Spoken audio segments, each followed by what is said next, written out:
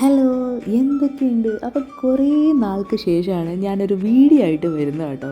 അപ്പം കുറച്ച് തിരക്കിലൊക്കെ ആയിപ്പോയി, അതുകൊണ്ടാണ് വീഡിയോ കുറച്ച് ലാഗായിപ്പോയി, കുറച്ച് ടൈം എടുത്തത്. അപ്പം ഇനി മുതൽ നമ്മൾ കണ്ടിന്യൂസ് ആയിട്ട് വീഡിയോസൊക്കെ സ്റ്റാർട്ട് ചെയ്യണം. നല്ല പൂർവാധിക ശക്തിയോടുകൂടി നമ്മൾ തിരിച്ചു വരുന്നത്. അപ്പോൾ ഇന്നൊരു സൺഡേ ആയതുകൊണ്ട് മൂന്നാൾക്കും ബിരിയാണി കഴിക്കാൻ കൊതിയായിട്ട് ഞാൻ ബിരിയാണി ഉണ്ടാക്കാൻ സ്റ്റാർട്ട് ചെയ്തു. അപ്പം ബിരിയാണി എന്നൊക്കെ പറയുമ്പോൾ എല്ലാവർക്കും അറിയാമല്ലോ. അപ്പം ഞാനും അധികം എന്താ പറയുക, വലിയ അങ്ങനത്തെ കോംപ്ലിക്കേറ്റഡ് ബിരിയാണി ഒന്നുമല്ല, ഈസി പീസിയായിട്ടുള്ള കുക്കർ ബിരിയാണി കേട്ടോ. അപ്പം ആദ്യം തന്നെ ഉള്ളിയൊക്കെ അരിഞ്ഞ് ഒന്ന് വഴട്ടാനായിട്ട് സ്റ്റാർട്ട് ചെയ്തിട്ടുണ്ട്. അപ്പോഴാണ് ഞാൻ ഓർത്തത് എന്നാൽ പിന്നെ ഇതൊന്ന് വീഡിയോ ആയിട്ട് ഷൂട്ട് ചെയ്യാമെന്ന്. അപ്പോൾ എൻ്റെ കോലം കണ്ടിട്ട് ആരും പേടിക്കുന്നത് കേട്ടോ, കാരണം ഞായറാഴ്ചയാണ്, അന്നാണ് എണ്ണ തേച്ച പുളിയൊക്കെയാണ്, അതുകൊണ്ട് എണ്ണയൊക്കെ തേച്ച് ഇരിക്കുകയാണ്, മുടിയൊക്കെ കെട്ടി വെച്ചിരിക്കുക. അപ്പം ഞാൻ ഉള്ളി ഒന്ന് നെയ്യിൽ വറുത്തെടുത്തിട്ടുണ്ട്.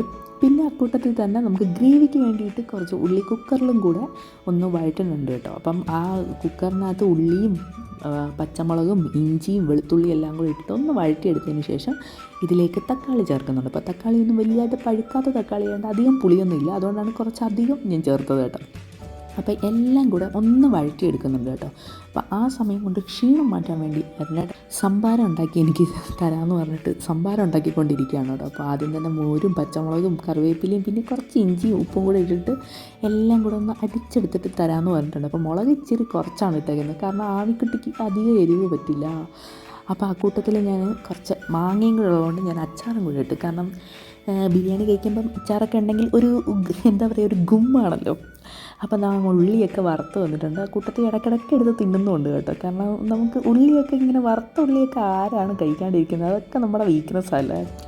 അപ്പോൾ അത് ആ ഉള്ളിയും തക്കാളിയൊക്കെ ഒന്ന് വഴണ്ട് വന്നിട്ടുണ്ട്. അതിലേക്ക് മുളക് പൊടിയും പിന്നെ കുറച്ച് ബിരിയാണി മസാലയും മാത്രമാണ് ചേർക്കുന്നത്. വേറെ വലിയ അങ്ങനത്തെ ഒരുപാട് പൊടികളൊന്നും ചേർക്കുന്നില്ല, കാരണം ഞാൻ അത്ര ബിരിയാണി എക്സ്പേർട്ടല്ല, ഞാനിത് തട്ടിക്കൂട്ട് ബിരിയാണിയാണ്. എന്നിട്ട് അതിന് ശേഷം നമ്മൾ കഴുകി പിന്നെ ഇതിനകത്ത് മുളകും ഒക്കെ പുരട്ടി വെച്ചേക്കുന്ന ചിക്കനും കൂടെ ചേർക്കുന്നുണ്ട്. പിന്നെ കുറച്ച് തൈരും കൂടെ ചേർത്തിട്ട് എല്ലാം കൂടെ ഒന്ന് മിക്സ് ചെയ്ത് എടുക്കുന്നുണ്ട് കേട്ടോ. മിക്സിങ് ആണ് ഫുള്ള്. അപ്പോഴത്തേക്ക് ഇത് സംഭാരം നല്ല അടിച്ച് എടുത്തിട്ടുണ്ട്. അപ്പോൾ ഇതൊന്ന് അരിച്ചിട്ട് കൊണ്ടുതരാമെന്ന് പറഞ്ഞിട്ടുണ്ട്. അപ്പോൾ ഇതാ എല്ലാ ചിക്കനും എല്ലാം കൂടെ മിക്സ് ചെയ്തെടുക്കുന്നു. അതിലേക്ക് നമ്മൾ ഫ്രൈ ചെയ്ത് വെച്ചേക്കുന്ന ഉള്ളിയും പിന്നെ പുതിനയും മല്ലിയിലയൊക്കെ ഒന്ന് അരിഞ്ഞതും കൂടെ ചേർക്കുന്നുണ്ട്. എന്നിട്ട് എല്ലാം കൂടെ മിക്സ് ചെയ്തതിന് ശേഷം നമ്മൾ കഴുകിയിട്ട് കുറച്ച് നേരം കുതിരാൻ വെച്ചേക്കുന്ന ബസ്മതി റൈസും കൂടെ ഇതിലേക്ക് ചേർത്തിട്ട് എല്ലാം കൂടെ വീണ്ടും മിക്സിലാണ് കാര്യം, എല്ലാം മിക്സ് തന്നെ. എന്നിട്ട് ഇതിലേക്ക് ആവശ്യത്തിന് വെള്ളവും കൂടെ ചേർക്കുക. എന്നിട്ട് അടച്ച് വെച്ചിട്ട് കുക്കർ അടച്ച് വെച്ചിട്ട് നമുക്ക് വേവിച്ചെടുക്കാം. അപ്പോഴത്തേക്കും നമ്മുടെ കുക്കർ ബിരിയാണി റെഡി ആയിക്കൊണ്ടിരിക്കുന്നു. അപ്പോഴത്തേക്ക് സംഭാരം കിട്ടി കേട്ടോ. നല്ല തണുത്ത മോരായതുകൊണ്ട് എന്താ സുഖം, ഇങ്ങനെ ഒറ്റ വലിക്കായിരുന്നു കുടിച്ചു ചേർത്ത്, കാരണം അത്രയ്ക്ക് ക്ഷീണം ഉണ്ടായിരുന്നു, വേർക്കുന്നുണ്ടായിരുന്നു. അപ്പോൾ കുക്കർ ആ സൈഡിൽ നിന്ന് ആവുന്നുണ്ട്. ആ സമയം കൊണ്ട് നമുക്ക് കുറച്ചൊന്ന് അണ്ടിപ്പരിപ്പ് മുന്തിരിങ്ങയൊക്കെ ഒന്ന് നെയ്യിലൊന്ന് വറുത്ത് കോരിയെടുക്കണം. അപ്പോൾ അതും കൂടെ വറുത്തെടുത്തതിന് ശേഷം ഞാൻ പിന്നെ വിചാരിച്ചു സലാഡിന് വേണ്ടിയിട്ട് കുക്കുംബർ അരിയാന്ന്, കാരണം ആമിക്ക് ഈ സലാഡിനകത്ത് കുക്കുംബർ ഇടുന്നത് ഭയങ്കര ഇഷ്ടമാണ്. അപ്പോൾ അതും കൂടി ഇങ്ങനെ ചെറുതായിട്ട് അരിഞ്ഞിട്ട് ഒന്നുമില്ല മോരിലേക്ക് ഇടുക, പിന്നെ കുറച്ച് ഉപ്പും കൂടെ ഇട്ടതിന് ശേഷം മിക്സ് ചെയ്ത് കഴിഞ്ഞാൽ നമ്മുടെ സാലഡ് റെഡി ആയിട്ടുണ്ട് കേട്ടോ. അപ്പം നല്ല പുളിയുള്ള മോരാണ്, അതേ ഉള്ളൂ, അതുകൊണ്ട് പിന്നെ അത് വെച്ച് അഡ്ജസ്റ്റ് ചെയ്തു. പിന്നെ മുട്ടയില്ലാത്ത എന്ത് ബിരിയാണി അല്ലേ, അതുകൊണ്ട് ഞങ്ങൾക്ക് മൂന്നാൾക്കും വേണ്ടിയിട്ടുള്ള മുട്ടയും കൂടെ വേവിക്കാനായിട്ട് വെച്ചിട്ടുണ്ട്. അപ്പോഴത്തേക്ക് ഞാനൊന്ന് പോയി കുളിച്ചിട്ട് വേഗം വന്നു കേട്ടോ. അപ്പോഴേ 2:30 ആയി സമയം, എല്ലാവരും വിശന്ന് തളർന്നു തുടങ്ങി. അപ്പം പിന്നെ ഇനി വേഗം നമുക്ക് കുക്കർ ആവിയൊക്കെ പോയി കഴിഞ്ഞ് ഇനി കുക്കർ തുറന്നു കഴിഞ്ഞാൽ നമുക്ക് പെട്ടെന്ന് തന്നെ കഴിക്കാം. അപ്പോൾ കൂട്ടത്തിൽ ഞാൻ കുറച്ച് ചിക്കനും കൂടെ വേവിച്ച് ഫ്രൈ ചെയ്ത് വെച്ചിട്ടുണ്ടായിരുന്നു, കാരണം ആമിക്കുട്ടിക്ക് ഫ്രൈ ചെയ്യുന്നത് ഭയങ്കര ഇഷ്ടമാണ്.